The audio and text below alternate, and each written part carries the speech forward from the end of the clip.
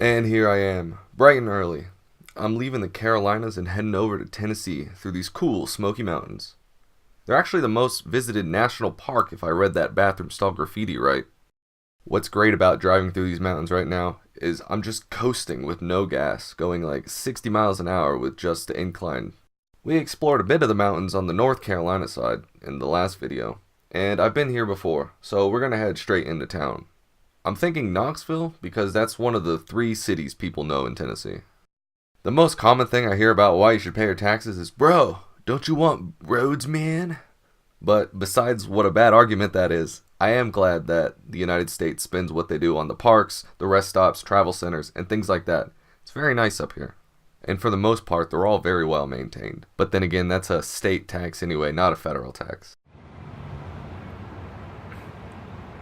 Here we are at the rest stop somewhere in the Great Smoky Mountains.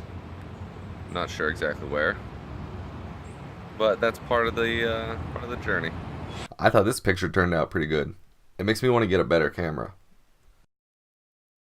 So far, I've been on the road for almost a week at this point, although technically not in the van every time since I stayed at my friend's place for 2 nights while we explored Asheville. So far, the nights haven't been too hot or too cold. Cooking is okay, but still pretty tedious when you come to cleaning. And I've been getting workouts and showers at Planet Fitness. All seems to be going well. And I love going through these tunnels. I've driven through Tennessee before, several times on my way up and down the country for some work or whatever I was doing at the time, but never from this angle, so I'm getting to see a lot more of the mountains than I'm used to, and I enjoy it a lot.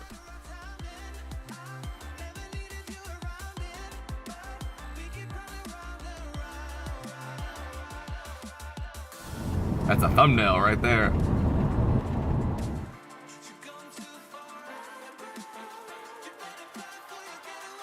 You probably shouldn't fidget spin and drive.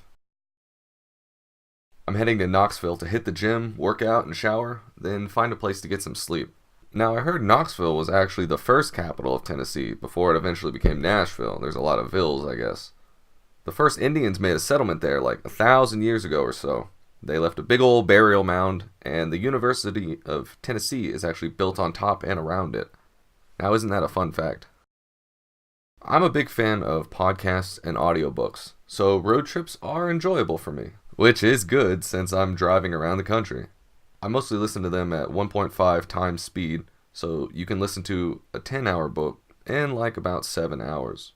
Though even with that, the book I'm reading now, The Fountainhead by Ayn Rand, is like 20 plus hours. One way I keep and stay motivated for reading is I have a goal set to read 75 books this year. Last year it was one every week. Was it? Or was it 60? I think it was one every week. Anyway, long books like this make up for when I read short books, so it all kind of evens out. Next on my list is the classic Journey to the Center of the Earth. I haven't read the original yet. Hey, do you guys have any book recommendations? I read about 60% nonfiction and about 40% fiction. I'm open to a lot of different things. Let me know what you guys like. I've had a lot of time to read, and that's in air quotes there, since I've been driving so much. You know how when you go up and do a speech or something, the advice is talk slower than you think you should?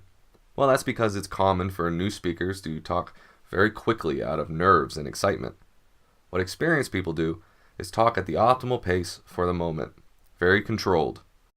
Well, I kind of feel like I've been driving too much to get to far off destinations because I'm excited in a similar way. I'm going to make it a point to slow down. Humans are target-oriented creatures. We have to have a goal in mind and be striving to it to be happy. But that doesn't mean I should have a new city in my sights every day. I was going to park at this rest stop, but it says 2-hour parking only. Which I don't know if that's normal for all the rest stations, or if it's just this specific one. It says 24 hours, but I guess you can only do it in increments of 2. It's a Walmart, and it looks like there's already people camping. There's a dude in an RV over there, and there's 2 semi-trucks, 3 semi-trucks. Looks all good. And here's my little campsite. Good night, guys.